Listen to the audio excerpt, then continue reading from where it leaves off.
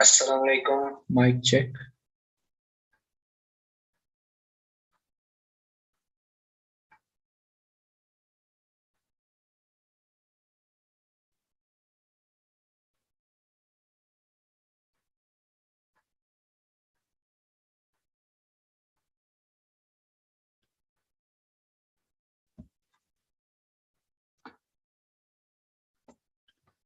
Our today's topic is nervous system. We are going to discuss about nervous system, mainly of human nervous system.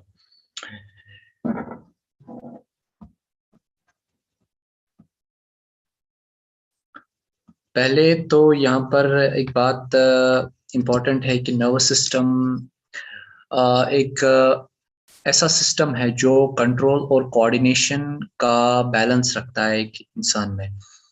आपने देखा होगा कि जब एक छोटा सा बच्चा होता है, अगर हम उसकी तरफ कोई बॉल फेंकते हैं या उसकी तरफ कोई चीज लगा देते हैं, तो वो बच्चा उसे अच्छी तरह से कैच नहीं कर पाता है।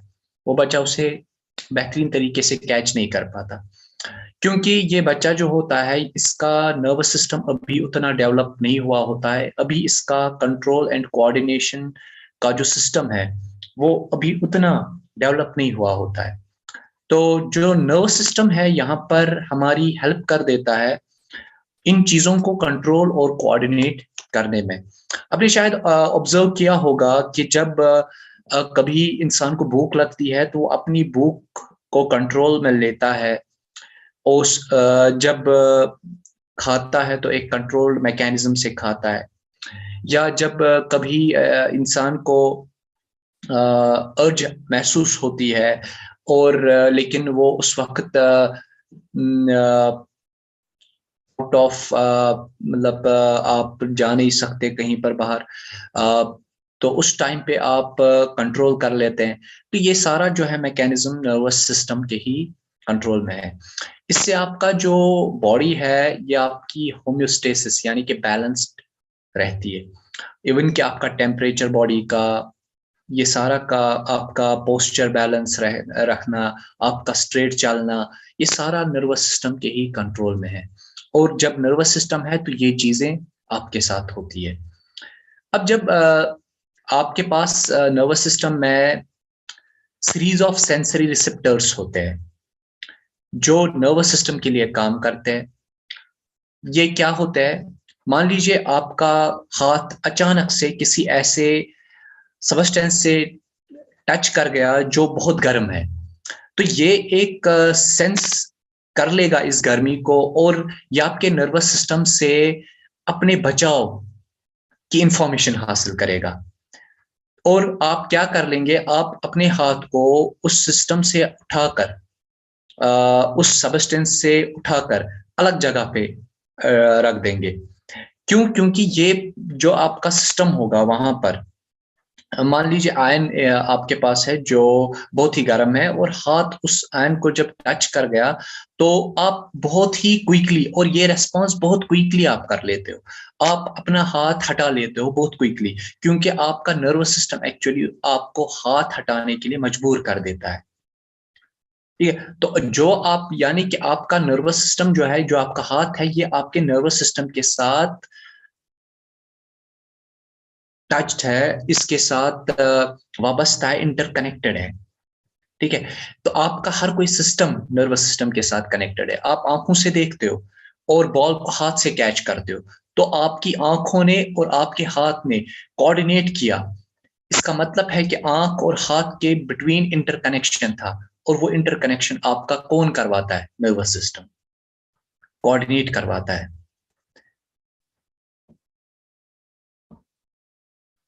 अब जो नर्वस सिस्टम है, यहाँ पर हमारे नर्वस सिस्टम में कोई भी सिस्टम हो तो सबका बेसिक यूनिट जो है वो सेल होता है।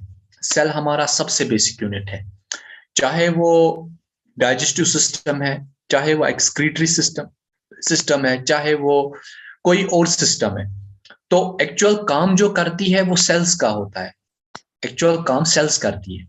ठीक है, क्योंकि सेल हम बहुत पिछले क्लासेस से पढ़ते आए हैं कि सेल एक बेसिक यूनिट है लाइफ का। तो बेसिक काम जो करना है वो सेल को करना है। और आप यहाँ पर देख सकते हो कि जो हमारा नर्वस सिस्टम है, इसमें भी सेल्स है, और यहाँ पर सेल्स ही काम करती है। सबसे इंपॉर्टेंट सेल जो इसमें है उसे न्यूरॉन कहते हैं, या नर्व सेल। ठीक है, बेसिक नर्वस सिस्टम का एक बेसिक एलिमेंट है, यानी एक बेसिक सेल है। ठीक है, और ये किनसे बनी हुई होती है? ये जो न्यूरॉन है, ये बाकी सेल से मुख्तलिफ है, स्ट्रक्चर में बाकी सेल से मुख्तलिफ है। ये एक इरेगुलर स्ट्रक्चर है जो आपको यहाँ पर दिखाई देता होगा कि जो न्यूरॉन है काफी मुख्तलिफ है और काफी डिफरेंट है बाकी सेल से। यहाँ पर आप देख सकते हो, यहाँ पर आपको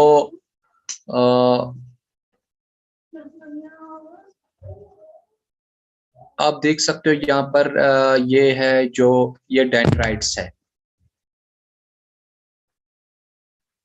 इनको हम डेंड्राइट्स कहते हैं।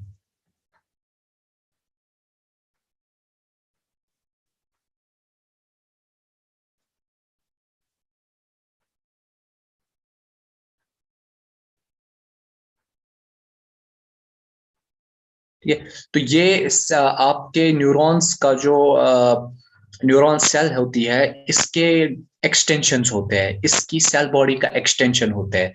तो अगर आपकी सेल बॉडी का एक्सटेंशन है, तो सेल बॉडी का एक्सटेंशन ही मतलब ये कोई सेल का अलग पार्ट नहीं है, ये एक एक्सटेंशन है सेल बॉडी का।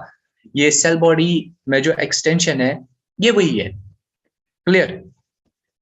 इसके बाद आपके डेंड्राइट्स का जो ये जो असल में सेल बॉडी का एक्सटेंशन है, तो बीच में एक्चुअली आपके यहाँ पर सेल बॉडी भी है, यानी मेन सेल। ठीक है, तो वो आपके सेंटर पे होती है, और इसी सेल से एक्चुअली एक्सटेंशंस निकल आते हैं जिनको आप डेंड्राइट्स कहते हो। ये एक्चुअली रिसीवर्स होते हैं जो इंफॉर्मेशन को सेंस कर लेते हैं या रिसीव कर लेते हैं मैसेज को। सेल बॉडी कंटिन्यूअसली एक टेल जैसे स्ट्रक्चर में तब्दील होती है जिसे हम एक्सॉन कहते हैं। और एक्सॉन जो होता है ये कवर्ड होता है एक शीट से जिसे हम माइलिन शीट कहते हैं। यहाँ पर माइलिन शीट होता है जो जिसको एक्सॉन इंसुलेशन भी कहते हैं, क्योंकि ये एक्सॉन की इंसुलेशन का काम करता है। जिस तरह एक लाइव वायर होती है घर में, तो उसके ऊपर रबर इंसुलेशन होता है, उसी तरह से जो ये सेल होती है, क्योंकि ये भी इम्पल्सेस कैरी करती है, ये भी एक सिग्नल कैरी करती है। क्योंकि जब हाथ फॉर एग्जांपल कभी किसी चीज को टच कर लेता है, तो एक्चुअली वो information electrical signals, electrical impulse के थ्रू न्यूरॉन्स से गुजर जाती है। तो ये एक इलेक्ट्रिकल सिग्नल के बिल्कुल आप कह सकते हो जिस तरह एक इलेक्ट्रिक करंट पास होती है लाइव वायर से, तो यहाँ पर भी एक electrical impulse, electrical signal pass on होता है। तो इसके एक्सॉन के ऊपर इसीलिए एक माइलिन शीट होता है जो एक इंसुलेशन का काम करता है। तो ये एक्सॉन के बाद यहाँ पर लास्ट में एक न्यूरॉन के पास टर्मिनल होता है जिसे हम नर्व एंडिंग या टर्मिनल एंड फाइबर्स कहते हैं। ये हमारे लास्ट में इस न्यूरॉन पे होता है जहां से सिग्नल दूसरे न्यूरॉन को मिलता है। यानी पकड़ने वाला जो इंफॉर्मेशन को पकड़ता है, जो डेंड्राइट्स हमारे पास है, उनका यही मकसद होता है कि वो एक्चुअली इंफॉर्मेशन को पकड़ लेते हैं, वो इंफॉर्मेशन को रिसीव करते हैं। ठीक है, इसके बाद सेल बॉडी में जो जब वो इंफॉर्मेशन चली जाती है, तो एक्सॉन के थ्रू वो टर्मिनल एंड फाइबर्स तक पहुंचती है, और जहां से ये इंफॉर्मेशन दूसरे न्यूरॉन तक जाती है। और ये सिलसिला कंटिन्यूअसली तब तक रहता है जब तक आप उस न्यूरॉन तक नहीं पहुंचते जिस जगह पे, यानी कि टारगेट तक, जब तक आप टारगेट तक नहीं पहुंचते तब तक ये इंफॉर्मेशन इसी तरह कैरी होती है, और ये बहुत तेजी से कैरी होती है, क्योंकि इलेक्ट्रिकल सिग्नल भी one of the fastest moving objects होते हैं यूनिवर्स में। ठीक है, यूनिवर्स में हमारा सबसे तेज चलने वाला जो कोई चीज है वो लाइट है। तो ये लगभग उसी स्पीड से चलती है। या इलेक्ट्रिकल सिग्नल। तो इसीलिए आप जब भी आपका कोई खतरा महसूस होता है तो आप बहुत ही क्विकली रिएक्ट करते हो। जब भी हाथ आपका किसी गर्म चीज पे लग जाता है आप बहुत क्विकली रिएक्ट करते हो। इवन कि आपको ऐसा भी महसूस हो सकता है कि आपको हाथ हटाने के बारे में सोचने का वो वक्त भी नहीं मिलता है।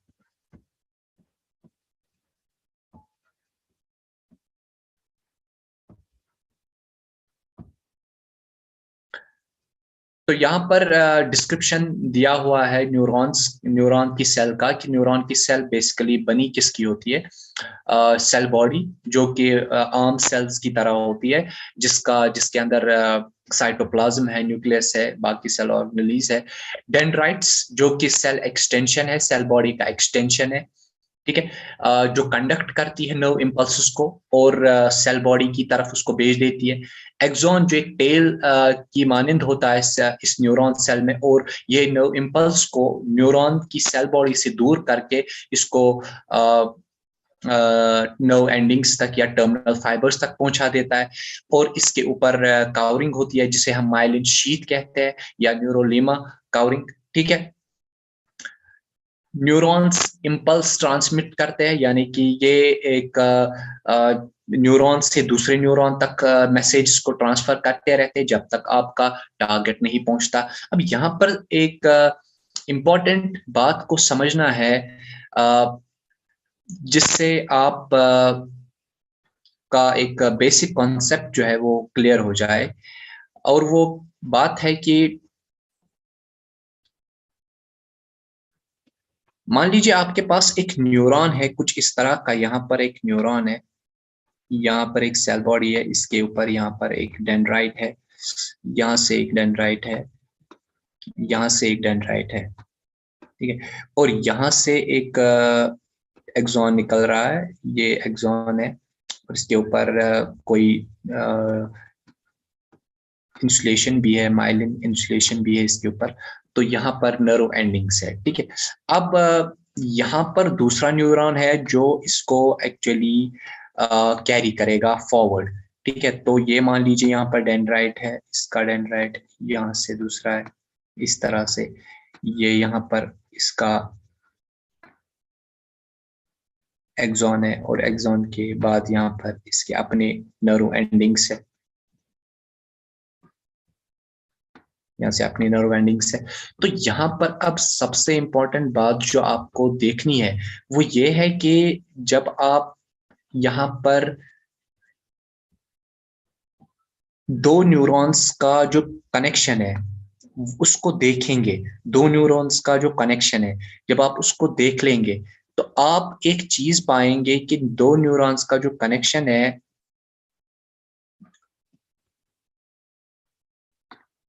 अगर इसको यहाँ पर जूम करके देखा जाए कि दो न्यूरॉन्स के कनेक्शन के दरमियान क्या होता है, तो आप पाओगे कि एक न्यूरॉन की जो नर्व एंडिंग होती है यहाँ से, और दूसरे की जो नर्व एंडिंग होती है वो यहाँ पर होती है।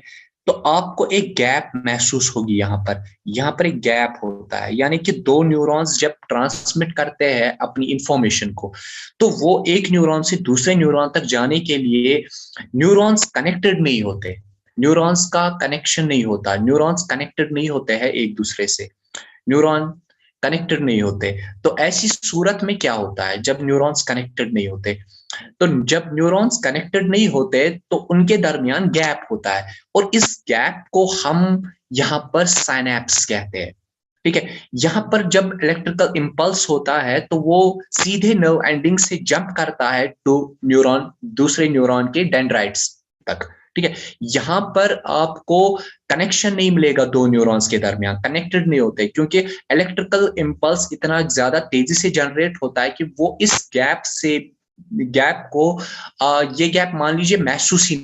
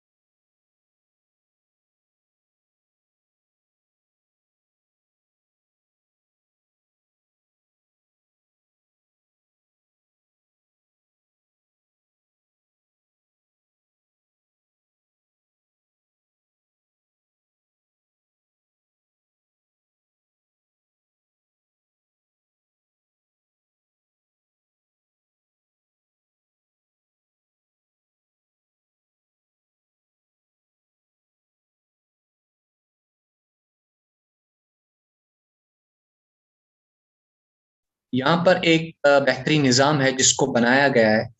अल्लाह ताला ने रब्बुल इज़्ज़त इसको इस तरह से बनाया है कि एक न्यूरॉन दूसरे न्यूरॉन कनेक्शन में ना होने के बावजूद भी न्यूरो इम्पल्स बिल्कुल बेहतरीन तरीके से कैरी आउट करता है। इवन कि अगर ये कनेक्ट होते तो शायद वहां पर शॉर्ट सर्किट होने का खतरा था, ठीक है, क्योंकि डेंड्राइट सेल्स के फैले हुए होते हैं, कोई भी न्यूरॉन किसी भी न्यूरॉन को टच कर लेगा, ठीक है। शॉर्ट सर्किट्स होने का खतरा है, मैसेज अलग जगह से निकल सकती है, टारगेटेड पोजीशन तक बहुत लेट पहुंच सकती है, ठीक है। तो यहाँ पर साइनेप्स होने की वजह से आपका वो जो नर्व इम्पल्स है बहुत ही आराम से अच्छी तरह से कैरी आउट होता है।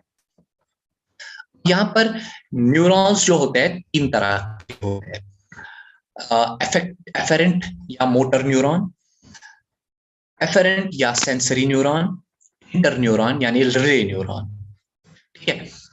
तो न्यूरॉन होते हैं ये तीन टाइप के होते हैं, एक एफेरेंट न्यूरॉन, दूसरा एफेरेंट न्यूरॉन, तीसरा इंटर न्यूरॉन, जिसे हम मोटर न्यूरॉन, सेंसरी न्यूरॉन और इंटर न्यूरॉन भी कहते हैं। मोटर न्यूरॉन क्या करते हैं, ये कन्वे करते हैं इंफॉर्मेशन हमारे नर्वस सिस्टम से किसको, हमारे सेंट्रल नर्वस सिस्टम से किसको, उस अफेक्टेड ऑर्गन या मसल को जिसको इफेक्ट हो गया है, जो इफेक्ट है। मान लीजिए आपका हाथ है, ठीक है, और वो किसी चीज से टकरा गया, आपका हाथ है और आपने किसी गर्म चीज को टकरा दिया, आपका हाथ किसी गर्म चीज को छू गया, ठीक है। तो ऐसी सूरत में जब आपका हाथ किसी गर्म चीज को छू लेगा तो यहाँ पर एक बहुत बड़ा मसला होगा कि आपका हाथ जल जाएगा। तो ये इंफॉर्मेशन एक्चुअली किधर तक जाएगी, सेंट्रल नर्वस सिस्टम तक। तो सेंट्रल नर्वस सिस्टम से वहां से एक आंसर आएगा, वो आंसर होगा कि अपना हाथ हटा लीजिए। जब तक आपका सेंट्रल नर्वस सिस्टम आंसर नहीं करेगा इस बात को कि अपना हाथ हटा लीजिए, तब तक आप ये हाथ नहीं हटाएंगे, क्योंकि आपको तब तक खतरा महसूस ही नहीं होगा। आपको तब तक खतरा महसूस ही नहीं होगा जब तक आप ये हाथ वहां से हटा नहीं लेंगे, ठीक है। जब तक आपकी इंफॉर्मेशन एक्चुअली आपके सेंट्रल नर्वस सिस्टम तक नहीं पहुंचेगी। अब सेंट्रल नर्वस सिस्टम आपका कौन सा है, it's actually brain and spinal cord, ठीक है। तो जब तक आपकी ये इंफॉर्मेशन आपके स्पाइनल कॉर्ड तक नहीं पहुंचेगी कि आपका हाथ किसी गर्म चीज को छू गया है, और यहां पर स्पाइनल कॉर्ड उसका आंसर दे देगा कि हाथ हटाना जरूरी है, तो वो जो इंफॉर्मेशन है जो स्पाइनल कॉर्ड से यानी सेंट्रल नर्वस सिस्टम से आई, उस इंफॉर्मेशन को कैरी करना कहां तक, अफेक्टेड ऑर्गन तक, अफेक्टेड मसल तक, इस हाथ तक उस इंफॉर्मेशन को पहुंचाना कि हाथ हटाओ, इसको ही हम मोटर न्यूरॉन कहते हैं। मोटर न्यूरॉन उसी न्यूरॉन को कहते हैं जो ये इंफॉर्मेशन अफेक्टेड ऑर्गन तक पहुंचाता है, ठीक है। दूसरा होता है सेंसरी। सेंसरी न्यूरॉन आपके हाथ में है, तो ये क्या कर लेता है, ये सेंस कर लेता है खतरे को। आपकी नाक में है, ये खतरे को सेंस कर लेता है, आपकी आंखों में है, ये खतरे को सेंस कर लेते हैं। तो ये जब खतरे को सेंस कर लेते हैं तो ये न्यूरॉन्स एक्चुअली इस इंफॉर्मेशन को कि खतरा हमारे सामने है, इस इंफॉर्मेशन को सेंट्रल नर्वस सिस्टम तक पहुंचाते हैं। तो ये वाले न्यूरॉन्स जो अफेक्टेड ऑर्गन से इंफॉर्मेशन सेंट्रल नर्वस सिस्टम तक पहुंचाते हैं कि यहां पर अफेक्टेड ऑर्गन ने किसी गलत चीज को छुआ है या किसी खतरनाक चीज को छुआ या कि सामने कोई खतरा आ रहा है, तो ये इंफॉर्मेशन उस अफेक्टेड ऑर्गन से, उस अफेक्टेड मसल से डायरेक्टली होते हुए किधर तक पहुंचती है, सेंट्रल नर्वस सिस्टम। तो सेंट्रल नर्वस सिस्टम उसको कैरी करता है, उसका आंसर दे देता है कि या इस खतरे से इस तरह से बचा जा सकता है, तो इसको बोलो ये करने के लिए, ठीक है। तो sensory neurons actually affected muscle से सेंट्रल नर्वस सिस्टम तक इंफॉर्मेशन को कैरी करने वाली न्यूरॉन्स है, ठीक है। और जो सेंट्रल नर्वस सिस्टम से वापस उसका आंसर लेके आते हैं, उसका रिस्पॉन्स लेके आते हैं, उन न्यूरॉन्स को कहते हैं मोटर न्यूरॉन। अब इनके दरमियान इंटर न्यूरॉन्स होते हैं जो रिलेट करते हैं एफेरेंट और इफेरेंट न्यूरॉन्स को, यानी कि जो रिलेट करते हैं सेंसरी और मोटर न्यूरॉन्स को। अब सेंसरी न्यूरॉन्स ने इंफॉर्मेशन लाई और मोटर न्यूरॉन्स ने इंफॉर्मेशन वापस की, यानी रेस्पॉन्स वापस किया। अब बीच में वो न्यूरॉन्स होते हैं जो प्रोसेसिंग करते हैं, यानी कि आपकी दी हुई सेंसरी इंफॉर्मेशन का आंसर यानी उसका रेस्पॉन्स बनाने के लिए काम करते हैं, और वो काम इंटरन्यूरॉन करता है। यानी कि ये इंटरन्यूरॉन्स कहां पर प्रेजेंट होंगे? ये स्पाइनल कॉर्ड में प्रेजेंट होंगे, ये ब्रेन में प्रेजेंट होंगे, ठीक है, जिनका काम वहां से आई हुई इंफॉर्मेशन का रेस्पॉन्स दे देना है। इवन जब आपको कोई सलाम करता है, अस्सलामु अलैकुम, हेलो, कोई भी किस्म की सलाम करता है, ठीक है, तो आपका दिमाग उसको जब पकड़ लेता है, उसको सेंस कर लेता है, क्योंकि सेंसरी न्यूरॉन्स उसको दिमाग तक पहुंचाते हैं इस मैसेज को, और वहां पर प्रोसेसिंग होती है, वहां पर प्रोसेस होता है, और ये इंफॉर्मेशन प्रोसेस होने के बाद को, अब ये प्रोसेस कौन करेगा इस इंफॉर्मेशन को? तो इसका जो इंटरप्रेटर है, इस इंफॉर्मेशन को जो पढ़ने वाला है, वो इंटरन्यूरॉन है। इंटरन्यूरॉन कहेगा कि अस्सलाम वालेकुम का तो जवाब वालेकुम अस्सलाम है, इसको वापस वालेकुम अस्सलाम जवाब है, ठीक है। अब कभी कभार ऐसा कोई बंदा आपके पास आ गया जिसने आपको बोला बोला कि चाओ मैं अच्छा हो, तो आपको पता नहीं है इसने बोला क्या, ठीक है, तो आपका स्पाइनल कॉर्ड हो या ब्रेन हो कुछ नहीं कर सकता, क्योंकि जब ब्रेन को ही समझ नहीं आया कि बोलने वाले ने क्या बोला तो जवाब क्या देगा, इसीलिए आप यहां से कुछ नहीं बोल सकते, ठीक है। अभी ऐसी सूरत में आपके ब्रेन को पता ही नहीं है कि बोलने वाले ने क्या बोला, उसने सलाम किया, उसने कुछ बात कही, क्या बोला कोई अंदाजा ही नहीं है, तो ब्रेन भी यहां से कोई कुछ कह नहीं सकता, ब्रेन यहां से कुछ नहीं कहेगा, ठीक है। तो यहां पर जो ये तीन न्यूरॉन्स है, इनका ये अपना अपना रोल है। मोटर न्यूरॉन्स मैसेज को टारगेट ऑर्गन से सेंट्रल नर्वस सिस्टम तक पहुंचाते हैं। Sensory neurons sensory neurons target से सेंट्रल नर्वस सिस्टम तक पहुंचाते हैं, और motor neurons central nervous system से टारगेटेड न्यूरॉन टारगेटेड बॉडी तक, टारगेटेड मसल तक पहुंचा देते हैं, और जो बीच में इनका रेस्पॉन्स बना लेता है, जो बीच में रेस्पॉन्स बनाने की मदद करता है, वो मदद करने वाला इंटरन्यूरॉन है, जिसे हम रिले न्यूरॉन भी कहते हैं, ठीक है।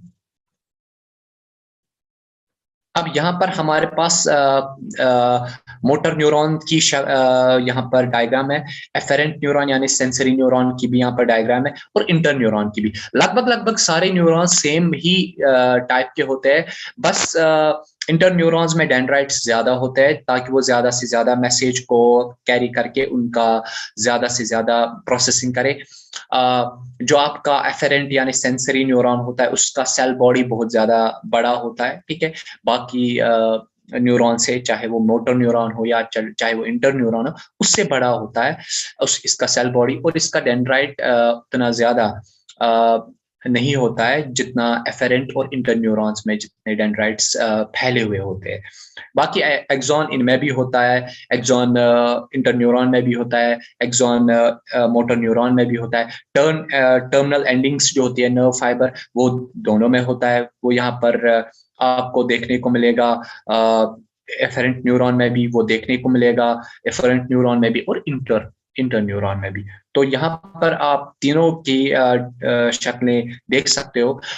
थोड़ा सा फर्क है सेल बॉडी के स्ट्रक्चर में, किसी में सेल बॉडी बड़ी है जैसे कि मोटर न्यूरॉन में, और किसी में छोटी है जैसे इंटर न्यूरॉन में, ठीक है, छोटी है सेल बॉडी, और सेंसरी न्यूरॉन में भी अच्छी खासी सेल बॉडी है, ठीक है। तो यहाँ पर सेल बॉडी में रिसेप्टर्स होते हैं जो एफरेंट सेंसरी न्यूरॉन्स के लिए बहुत ज्यादा जरूरी है।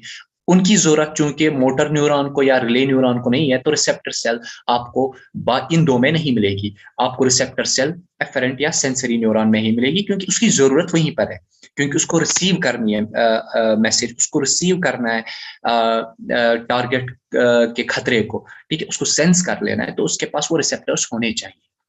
क्लियर? तो उम्मीद है कि आपको यहाँ तक न्यूरॉन्स समझ आ चुके होंगे। इसके आगे इंशाल्लाह अगले लेक्चर में हम देखेंगे।